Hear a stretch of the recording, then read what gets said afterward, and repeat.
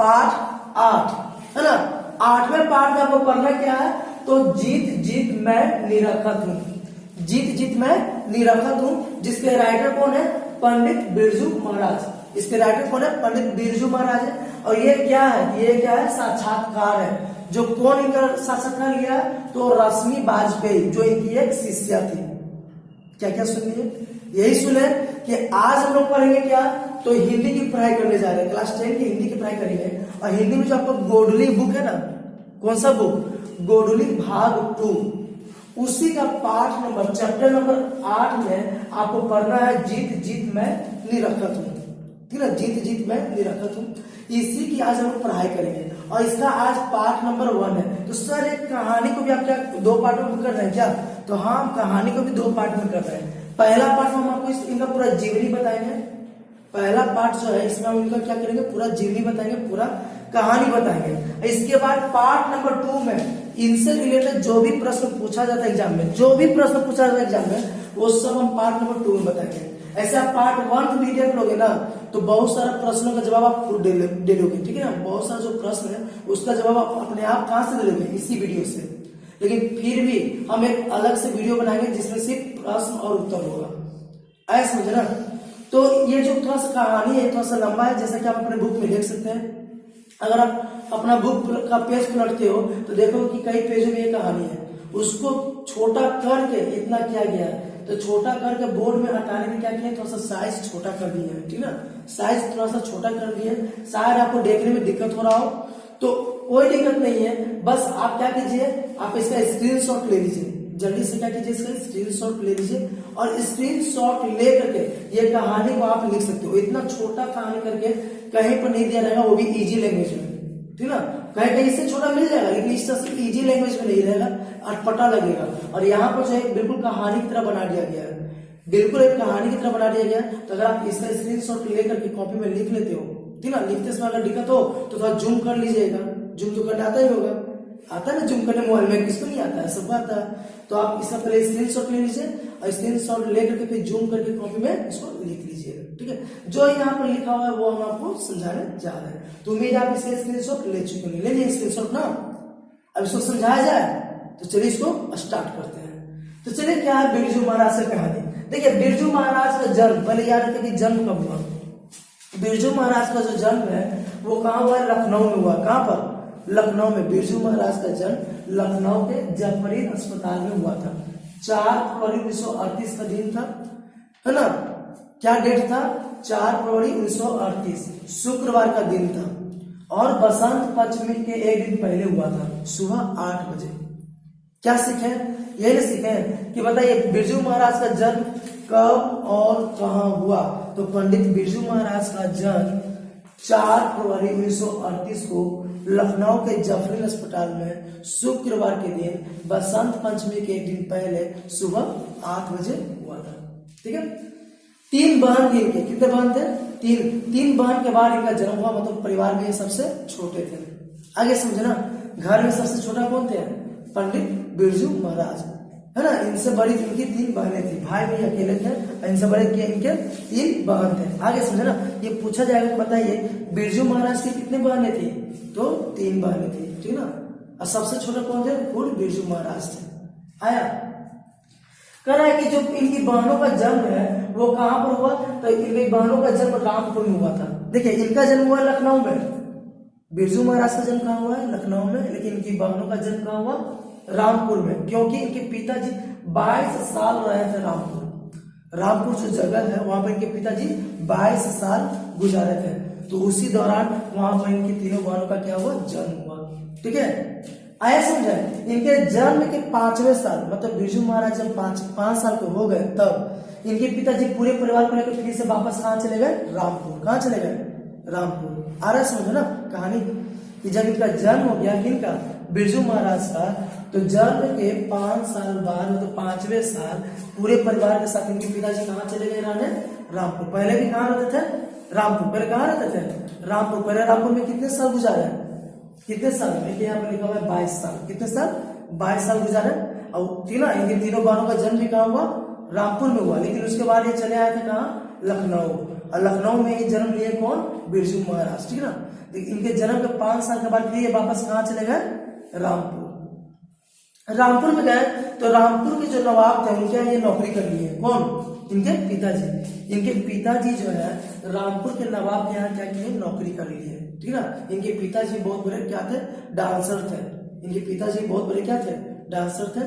तो ये रामपुर के नवाब के यहाँ क्या कर लिए, नौकरी कर लिए। लेकिन रामपुर के नवाब को बिरजू महाराज 6 साल की उम्र में ही पसंद आ गए।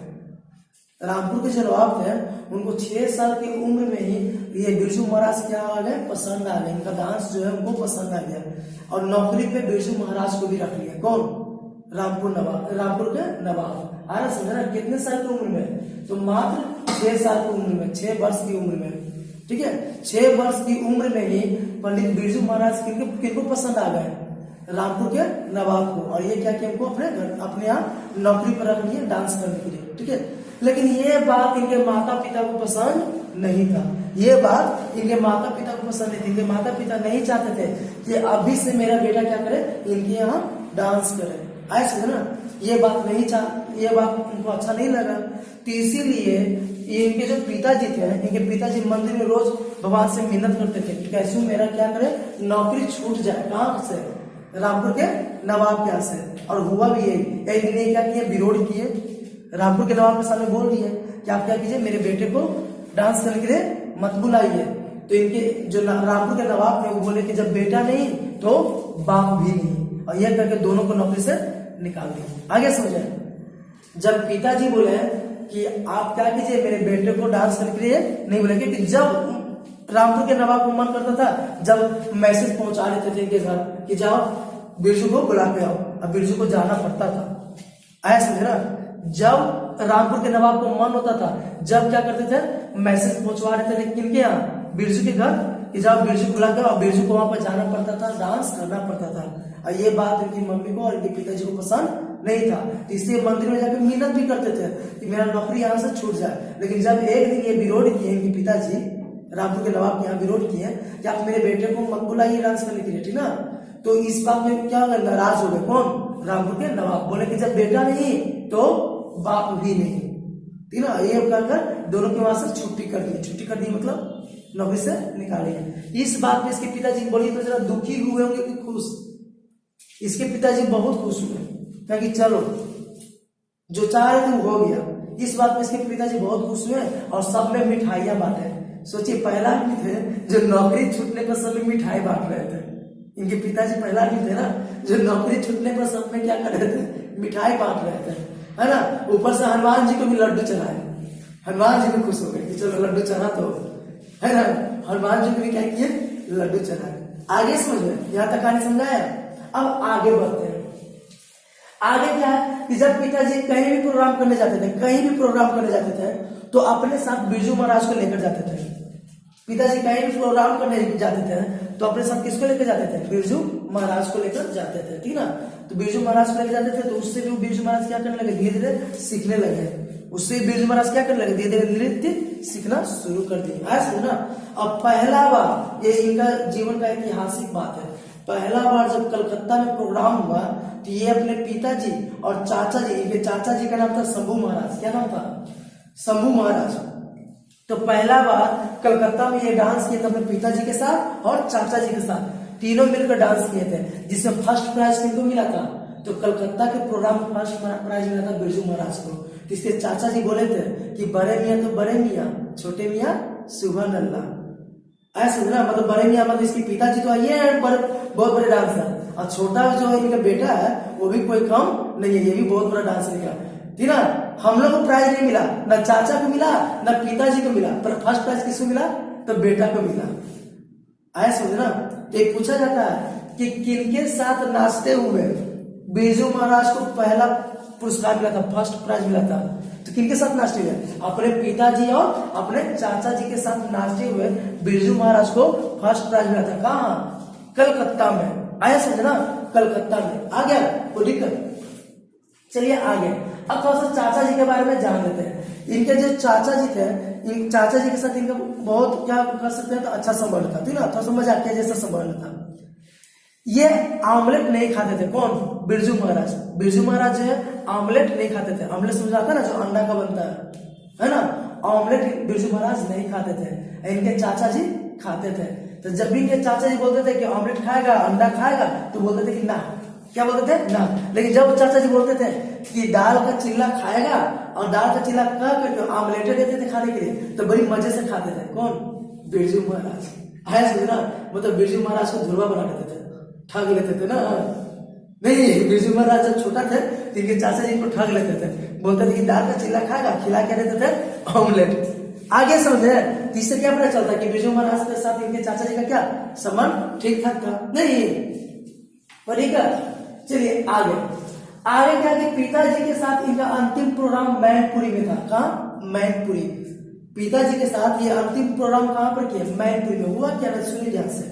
मैनपुरी में जब प्रोग्राम करने गए तो वहां पर इनके पिताजी को लू लग गया था। क्या लग गया था? लू। मैनपुरी में ही पिताजी को क्या लग गया था? लू लग गया था। तो पिताजी के बदले इन्हीं को वहां पर नाचना पड़ा था। किनको? बिरजू महाराज को। ध्यान से सुनेगा, पिताजी के बदले किनको नाचना पड़ा था वहां पर? बिरजू महाराज को। पिताजी भी नाचे थे, लेकिन लू लग गया था, धीरे धीरे बुखार बढ़ रहा था, तो वो फिर छोड़ दिए थे। ठीक ना? तो बिरजू महाराज को वो प्रोग्राम पूरा करना पड़ा। अब किसी को तो प्रोग्राम पूरा करना पड़ेगा ना जी, प्रोग्राम है तो पूरा तो करना पड़ेगा ना। तो बिरजू महाराज को इनके पिताजी के बदले प्रोग्राम को पूरा करना पड़ा। जब मैनपुरी से वापस लौटे, है ना, मैनपुरी से वापस लौटे तो इनका बुखार बढ़ता जा रहा था, कमजोरी बढ़ता जा रहा था। किनका? इनके पिताजी का। इनके पिताजी का बुखार बढ़ते जा रहा था, कमजोरी भी बढ़ते जा रहा था। ठीक ना? और 1947 में इनके पिताजी का देहांत हो गया 54 साल की उम्र में। कितने साल की उम्र में? 54 साल की उम्र में। इनके पिताजी को शुगर की बीमारी भी था। आगे समझ गए? तो 54 वर्ष की अवस्था में इनके पिताजी का देहांत हो गया। यहां तक आया कहानी समझ में? कोई दिक्कत है? कहानी समझा गया है ना? तो पूछा जाए कि पिताजी के साथ इनका अंतिम प्रोग्राम कहां पर था जी? मैनपुरी। इनके पिताजी के देहांत कैसे हुआ? तो कैसे हुआ डेट पता है ना? जब मैनपुरी में प्रोग्राम करने गए तो वहीं पर इनके पिताजी को क्या हो गया? लू लग गया था, है ना? तो लू लग गया था, तो प्रोग्राम किसको करना पड़ा? बिरजू महाराज को। जब वहां से लौटे, ठीक ना, तो ऐसा नहीं कि वो लौटे तुरंत डेट कर गया, लौटे तो कुछ दिन रहा है, लेकिन धीरे धीरे कमजोरी बढ़ते जा रहा था। शुगर का बीमारी भी था इनके पिताजी को। और 1947 में, डेट याद किया, यहाँ पर लिखे नहीं है, याद किया 1947 में 54 साल की उम्र में इनके पिताजी का क्या हो गया? देहांत हो गया। इसमें मात्र इनका उम्र कितना था पता है? इनका उम्र 9.5 साल था। कितना था? 9.5 साल। ऐसा है ना? और जो फर्स्ट प्राइज लिए थे ना, उसमें वो 8.5 साल के थे। 8.5 साल के थे, उसमें ये फर्स्ट प्राइज लिए थे कलकत्ता में, लिए थे ना। और 9.5 साल के थे, उसी समय के पिताजी का क्या हो गया? देहांत हो गया। आप सोच सकते हो, 9.5 साल का कोई भी बच्चा ज्यादा परिपक्व नहीं होता, छोटा ही बच्चा होता है, ज्यादा बड़ा होता है क्या? 9.5 साल का बच्चा। उस समय के पिताजी का क्या हो गया? देहांत हो गया। और यही घटना इनकी जिंदगी का सबसे बड़ा दुखद घटना है। ठीक ना? कैसे तो बताते हैं, ध्यान से सुनिए कैसे। जब पिताजी का देहांत हो गया, घर में पैसे नहीं थे। पिताजी का देहांत हो गया, घर में पैसे नहीं थे। ध्यान से सुनिएगा, पिताजी का देहांत हो गया, घर में पैसे नहीं थे, कर्ज का बोझ बढ़ गया, ठीक ना। और श्राद्ध कर्म करने के लिए भी पैसे नहीं थे। पिताजी का श्राद्ध होगा ना जी, श्राद्ध होगा ना, जिसको बोलते हैं 10वां 13वां, बोलते हैं ना, जब कोई आदमी डेट कर जाता है तो 10वां करते हैं, उनका करते कि नहीं करते, 13वां करते हैं, तो उसको पैसा लगता है कि नहीं लगता, फ्री हो जाता है। तो पिताजी का श्राद्ध करने के लिए इनके पास पैसे नहीं थे। तो ऐसा दुख की घड़ी में भी, इतना दुख की घड़ी में भी इनको क्या करना पड़ा? 2 प्रोग्राम करना पड़ा। आप सोच के देखिए, आप इतना दुख की स्थिति में क्या नाच सकते हो? इतना दुख की स्थिति में आप नाच सकते हो, प्रोग्राम कर सकते हो? कर सकते हो? नहीं, वो भी छोटा बालक आपको, एक छोटा सा बालक है, 9.5 साल का बालक है, जिसका पिताजी का देहांत हो गया, घर में पैसा नहीं है। पिताजी के श्राद्ध करने के लिए क्या किए? 2 प्रोग्राम किए 10 दिन के अंदर। 10 दिन के अंदर में 2 प्रोग्राम किए, तब जब उनको 500 रुपया मिला दोनों प्रोग्राम से, यानी कि एक प्रोग्राम से, दोनों प्रोग्राम से मिला के वो कितना रुपया मिला? 500 रुपया मिला। उसी 500 रुपये से क्या किया? ये पिताजी का श्राद्ध किए। ऐसा ना, बिरजू महाराज इसी घटना को बोलते हैं कि मेरी जिंदगी का सबसे दुखद, दुखदायक, सबसे मतलब खराब घटना था। ऐसा ना, खराब स्थिति था यही। तो पूछा जाता है कि बिरजू महाराज के जीवन में सबसे दुखद घटना कब आया, दुखद समय कब आया? लीड ना, कब आया समय? जब 54 साल की उम्र में उनके पिताजी का देहांत हो गया। उसमें मात्र बिरजू महाराज कितने साल के थे? 9.5 साल के थे, है ना। 9.5 साल के थे। घर का हालत बहुत खराब था, स्थिति बहुत खराब था, घर में पैसे नहीं थे श्राद्ध करने के लिए। तो 10 दिन के अंदर 2 प्रोग्राम किए थे। दुख की घड़ी में भी 10 दिन के अंदर 2 प्रोग्राम करके 500 रुपये जुटाए, और वही 500 से उनके पिताजी का क्या हुआ? श्राद्ध हुआ। आया समझना। इसके बाद इनका स्थिति और खराब होती गया। बहुत खराब हुआ। इसकी माँ इनको लेकर बहुत जगह भटकी, बहुत जगह गई, ठीक है, इनकी माँ इनको लेकर बहुत जगह गई, लेकिन फिर भी स्थिति में सुधार नहीं हो रहा था। ठीक है, आया समझो ना। चलिए आगे, अब इनके नृत्य के बारे में बताते हैं कि इनका नृत्य का जो तालीम था वो कौन दिए, इनके पिताजी दिए। पूछा जाता है कि बिरजू महाराज के गुरुजी कौन थे, बिरजू महाराज के गुरुजी कौन थे, तो बिरजू महाराज के गुरुजी खुद इनके पिताजी थे। आया समझे ना। बिरजू महाराज को नृत्य का तालीम, नृत्य मतलब डांस, नृत्य मतलब डांस, डांस का जो तालीम मिला है वो कहां से मिला है, इनके पिताजी से। आया समझे ना, इनके पिताजी से डांस का तालीम मिला किनको, बिरजू महाराज को। यहाँ तक कि बिरजू महाराज 2 प्रोग्राम उसमें भी किए थे, उसमें भी 2 प्रोग्राम किए थे, इनको 500 रुपया मिला था। क्या मिला था, 500 रुपया। तो इनके पिताजी बोले इनकी माँ को कि देख तेरा बेटा हमको 500 रुपया देगा तभी से हम गड्ढा बांधेंगे। अब डांस में कुछ होता होगा, गड्ढा बांधना कुछ होता होगा, ठीक है, जिसके कारण वो डांस सब करता होगा। जैसे कैसे होता है गुरु दक्षिणा की तरह से, गुरु दक्षिणा होता है ना, इनके पिताजी समझे कि गुरु दक्षिणा लिए अपने बेटा से कितना, 500 रुपया। आया समझे ना, पिताजी भी क्या किया, गुरु दक्षिणा लिए। सिर्फ उसमें अपने बेटा का ही नहीं, एक और लड़का था, 2 को ही गड्ढा बांधे थे, एक अपने बेटा को, एक और लड़का को। आया समझे ना। तो 500 रुपये देकर अपने पिताजी से क्या करवाए, गड्ढा बनवाए। कौन, बिरजू महाराज। ये 500 रुपये उनको कहां से मिला था, प्रोग्राम से। 2 प्रोग्राम किए थे जिससे उनको 500 रुपये मिला था, वही 500 रुपये अपने पिताजी को लेकर क्या किए, गड्ढा बनवाए। आ गया समझ में कि नहीं आया, आया। चलिए वो 5 रुपये को कहां से मिला था, तो 2 प्रोग्राम से मिला था, ठीक ना। बिरजू महाराज अपना सबसे बड़ा जज किसको मानते हैं, तो अपनी माँ को। बिरजू महाराज जो है अपना सबसे बड़ा जज किसको मानते हैं, अपनी माँ को, ठीक ना। जब पिताजी का देहांत हो गया तो जहां जहां प्रोग्राम करना था वहां पर कौन लेके इसको जाती थी, इनकी माँ। ये तो छोटा बालक न थे जी, ये छोटा सा बालक ही न थे। तो जहां जहां प्रोग्राम करना होता था वहां पर इनको कौन लेके जाते थे, इनकी माँ, ठीक है। इनके पिताजी के देहांत के बाद इनकी माँ ही इनको प्रोग्राम करने के लिए ले जाया करती थी। और जब कभी ये डांस करते थे, जब भी ये डांस करते थे तो इनकी माँ देखती थी, ठीक है, इनकी माँ देखती थी तो माँ से पूछते थे सही है ना। इसका मतलब है ये पूछते थे कि क्या मैं बिल्कुल पिताजी जैसा कर रहा हूँ ना, जो मतलब पिताजी का ढंग है ना, कुछ गड़बड़ी है, जो पूछते थे कौन, बिरजू महाराज। तो इनकी माँ बोलती थी कि तुम बिल्कुल पिताजी की ही तस्वीर हो, है ना। तुम्हारा बैठने का ढंग, बोलने का ढंग, नृत्य करने का ढंग, सब क्या है, बिल्कुल पिताजी का ही है। और समय समय में इनको अच्छी अच्छी हिदायतें भी दिया करती थी, कौन, इनकी माँ। तो आगे समझे, ये क्वेश्चन पूछा जाता है कि बिरजू महाराज अपना सबसे बड़ा जज किसको मानते थे, तो बिरजू महाराज अपना सबसे बड़ा जज अपनी माँ को मानते थे, है ना। पिताजी के देहांत के बाद जहां भी ये डांस प्रोग्राम करने जाते थे तो इनकी माँ ही इनको लेकर जाती थी, है ना। जब भी ये डांस करते थे इनकी माँ देखती थी कि अपने माँ से पूछा करते थे कि सही है ना। इसका मतलब वो था कि क्या मैं बिल्कुल पिताजी जैसा कर रहा हूँ ना, तो इनकी माँ बोलती थी कि हाँ तुम बिल्कुल पिताजी का ही तस्वीर हो। आया समझे ना, बिल्कुल तुम्हारा बैठने का ढंग, नाचने का ढंग, सब ढंग क्या है, बिल्कुल पिताजी का ही है। आया समझ कि नहीं आया, आ गया। इस प्रकार क्या देखे, उसकी माँ लगातार उनको क्या करती थी, प्रोत्साहित करती थी ना, हौसला बढ़ाती थी। नहीं, उनकी माँ उनको लगातार क्या करती थी, हौसला बढ़ाती थी, साथ में हिदायत भी देती थी, इंस्ट्रक्शन भी दिया करती थी, ठीक है। आगे क्या हुआ कि जब पिताजी का मृत्यु हो गया तब मैंने बताया कि इनका हालत बहुत खराब हो गया था, बोले थे ना। तो हालत बहुत खराब हो गया, बहुत जगह भटके, बहुत जगह भटकने वाली हालत में कहाँ पहुंचे, कानपुर। कहाँ पहुंचे, कानपुर, ठीक है। कहाँ पहुंचे जी, कानपुर। कानपुर में 25-25 रुपया का 2 ट्यूशन दिया करते थे, कौन, पंडित बिरजू महाराज। सोचिए कितना खराब स्थिति था। कानपुर में 25-25 रुपये का 2 ट्यूशन दिया करते थे बिरजू महाराज। तब जाकर उनको कितना मिलता था, 50 रुपया। कितना मिलता था, 50 रुपया। आया समझे ना, 50 रुपये मिलता था। और जानते हैं ये ट्यूशन देने के लिए कितना पैदल चलते थे, 3 मील पैदल चलते थे। हो, ये जाके ट्यूशन जो पढ़ाते थे ना बच्चों को, डांस का ट्यूशन देते थे, डांस सिखाते थे बच्चों को, तो डांस का ट्यूशन के लिए ये 3 मील इनको पैदल जाना पड़ता था, ठीक ना। और रास्ते में कब्रिस्तान था, रास्ते में क्या था, कब्रिस्तान था, ठीक ना। है ये तो बालक है ना, बड़ा तो कोई थे नहीं, है ये बालक। कब्रिस्तान से होकर इनको जाना पड़ता था, वो भी पैदल, ठीक ना, वो भी पैदल। इनको बहुत डर लगता था। सोचे कितना खराब स्थिति था उसमें इनका। कब्रिस्तान से कोई पैदल जाते थे, फिर भी बहुत इनको डर लगता था, फिर भी ये जाते थे ट्यूशन देने। अगर 1 दिन ट्यूशन नहीं गए ना तो पैसा भी काट लेता था। अगर 1 दिन मान लीजिए किसी कारण से ट्यूशन नहीं गए ना तो क्या होता था, पैसा काट लेता था। सोचिए, तो जो 50 में मिलता तो 50 में मिलता भी नहीं होगा, कभी 48 रुपया तो कभी 46 रुपया ऐसे मिलता होगा नहीं। तो उतना में अब वो क्या नाम को कब्रिस्तान से होकर जाने में डर लगता था, उनको मन करता था कि हमें रिक्शा करना है। क्या करना है? रिक्शा। लेकिन सोचते थे कि 50 रुपया मिल रहा है, उसमें 100 पैसा कट ही जाता है, एक आदमी नहीं पहन गए तो, और उसमें भी हम रिक्शा करेंगे तो क्या बचेगा घर में?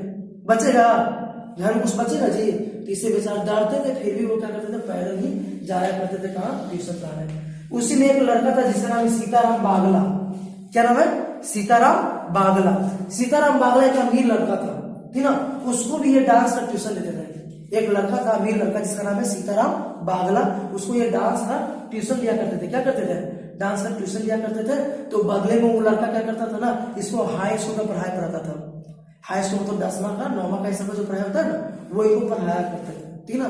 तो हाई स्कूल को पढ़ाई पढ़ाते थे। तो 1952 में ये एग्जाम भी दिए थे। 1952 में मैट्रिक का ये एग्जाम भी दिए थे। कौन? पंडित बिरजू महाराज। 1952 में एक मैट्रिक का एग्जाम भी दिए। अब सोचिए जरा ये क्या हो गया होंगे। 1952 में मैट्रिक का एग्जाम दिया, उसमें ये फेल हो गए। कैसे फेल हो गए जी? बहुत कारण था फेल होने का। एक तो घर का खराब हालत है ना, घर की चिंता, पिताजी का देहांत हो चुका था, 50 रुपये मिलता था, 50 रुपये में घर भी चलाना था, है ना, घर भी चलाना था। तो ये तैयारी कैसे करते तैयारी। आप लोग इतना पढ़ते हो तो भी अच्छा नंबर नहीं ला पाते हो, और इतना आप लोगों को सुविधा मिला हुआ है फिर भी नंबर नहीं आता है। और सोचिए उनका स्थिति कितना खराब था, ठीक ना। तो इसी कारण से 1952 में अभाव और चिंता के कारण ये क्या हो गया, मैट्रिक के एग्जाम में फेल हो गए। तो मैट्रिक के एग्जाम में ये फेल हो गए। कौन? 1952 में। कौन? तो बिरजू महाराज, ठीक ना। तो उसके बाद ये दिल्ली आ गया। कहाँ आ गया? दिल्ली आ गया। दिल्ली में एक संगीत भारती एकेडमी है, कोई संगीत भारती संस्था है, उसी में 250 रुपए की नौकरी कर ली है। 1952 में यहाँ पर डेट नहीं है, आप याद रखिए। 1952 में मैट्रिक का एग्जाम दिया। ध्यान सुनिए, 1952 में क्या किया? मैट्रिक का एग्जाम दिया। लेकिन अभाव और चिंता के कारण, गरीबी के कारण, ठीक ना, बहुत सारी मुसीबतों के कारण ये मैट्रिक का एग्जाम फेल कर गए। क्या कर गए? फेल कर गए। तो उसी साल मतलब 1952 में ये कहाँ चले आए? दिल्ली। कहाँ चले आए? दिल्ली। और दिल्ली आकर वहां पर संगीत भारती में नौकरी कर लिया 250 रुपए की। कितना रुपए की? 250 रुपए की इनको नौकरी मिला, ठीक है। लेकिन वहां ये जाने में टिक नहीं पाया, वहां 4 साल टिके। कितना साल? 4 साल। वहां पर गुप्ता जी नाम के कोई आदमी थे जिनको बार बार तंग क्या करते थे। गुप्ता जी नाम के कोई आदमी थे जिनको क्या करते थे, बार बार तंग क्या करते थे। तो ऊब कर क्या किया, 1956 में वहां से नौकरी छोड़ दी। ऐसे ना 1956 में वहां से क्या किया, नौकरी छोड़ दी। 18 वर्ष की उम्र में ही माँ ने इनका क्या कर दिया, शादी कर दिया। ये शादी करना नहीं चाहते थे, ठीक ना। 18 वर्ष की उम्र में इनका क्या हो गया, शादी हो गया। माँ की शादी कर दी, लेकिन ये शादी करना उसमें नहीं चाहते थे। क्यों नहीं शादी करना चाहते थे? क्योंकि देख रहे थे कि घर का हालत क्या है, बहुत खराब है। एक तो घर में अपना स्थिति तो चल ही नहीं रहा है, अपना घर तो चल ही नहीं रहा है, एक किसी और को हम शादी करके ले आएंगे तो उसका जिम्मेदारी कौन उठाएगा? जिम्मेदारी बढ़ जाएगा कि नहीं बढ़ जाएगा? खर्चा बढ़ जाएगा कि नहीं बढ़ जाएगा? इसलिए ये शादी करना नहीं चाहते थे। लेकिन फिर भी इनकी माँ इनको 18 वर्ष की उम्र में शादी कर दी, जिसको ये सबसे ज्यादा नुकसानदेह बताते हैं।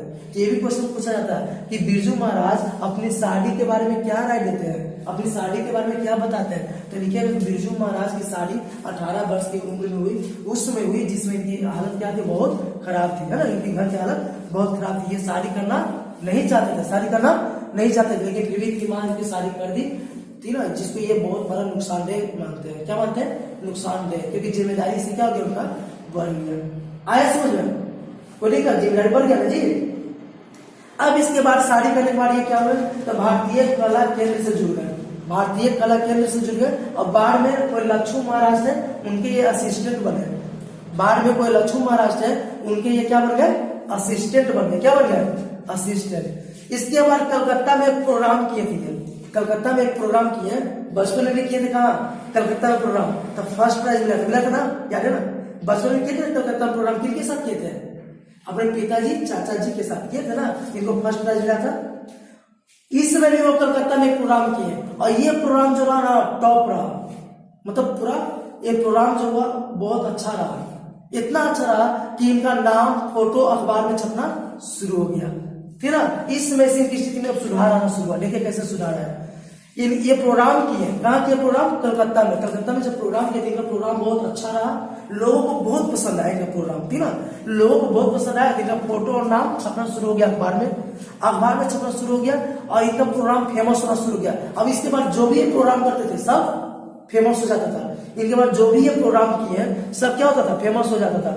इनका प्रोग्राम करने के लिए क्या ऐसी भारत में ही नहीं किया, भारत के बाहर भी किया। अमेरिका में तो बहुत बड़ा प्रोग्राम किए, अमेरिका में बहुत बार प्रोग्राम कर चुके हैं, अमेरिका ही नहीं विदेश में बहुत बार कर चुके हैं प्रोग्राम, बहुत सारे देशों में जाके क्या किए प्रोग्राम किए।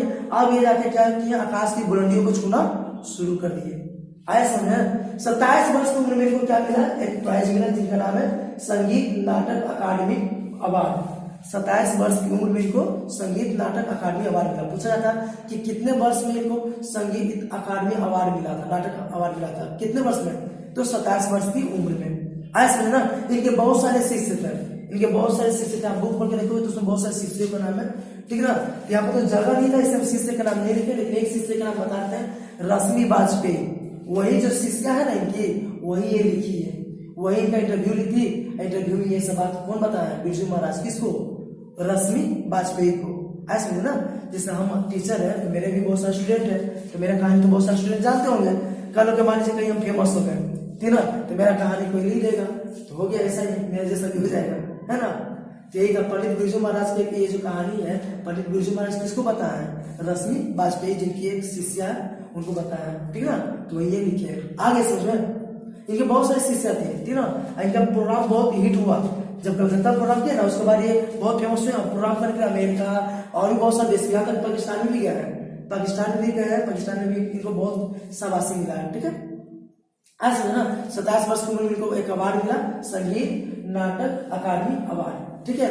और ये सिर्फ संगीत का इनको ज्ञान नहीं था, संगीत के साथ साथ सितार बजाते थे, गिटार बजाते थे, हारमोनियम बजाते थे, बांसुरी बजाते थे, तबला बजाते थे, सरोद बजाते थे। और सरोद नहीं है, अच्छा सुन लीजिए, सरोद ये भी एक म्यूजिकल इंस्ट्रूमेंट है, ये सब बजाते थे। मतलब ये मल्टी टैलेंटेड पर्सन थे।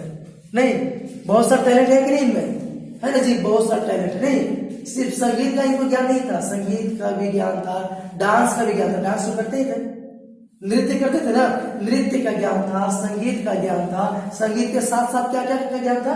तो सितार, गिटार, हारमोनियम, बांसुरी, तबला, सरोद और भी बहुत सारे म्यूजिकल इंस्ट्रूमेंट ये बजा सकते थे, ठीक है। इतने बड़े ये पर्सनालिटी थे, ऐसा ना। तो देखे इनके कहानी से हम लोग को बहुत सारा सीख मिलता, नहीं मिलता है? कितना खराब हालत था जी, और कितना खराब हालत से क्या किए, अपने आप को निकाले हैं, है ना। और आज ये इतने फेमस हो गए कि इनके बारे में हम पढ़ रहे हैं, हम पढ़ रहे हैं, आगे वाला समय भी, आने वाले जितने भी जनरेशन है वो लोग भी पढ़ेगा ना कि इतिहास रच चुके हैं कि नहीं रच चुके हैं। इनको कोई भूलेगा? कोई नहीं भूलेगा। और इनसे बहुत सारा सीख मिलता है, हम लोग को प्रेरणा मिलता है, नहीं मिलता प्रेरणा? इतने खराब हालत में भी इतना आगे निकल गए, सोचिए। बहुत लोग नहीं निकल पाएगा, बहुत लोग तो क्या होगा ना कि हार मान जाएगा, हार फेल कर जाएगा कहीं में। लेकिन ये क्या कि हार नहीं माने, अपना प्रयास करते रहे। तो ये कहानी समझ आया? अच्छा लगा कहानी बिरजू महाराज का?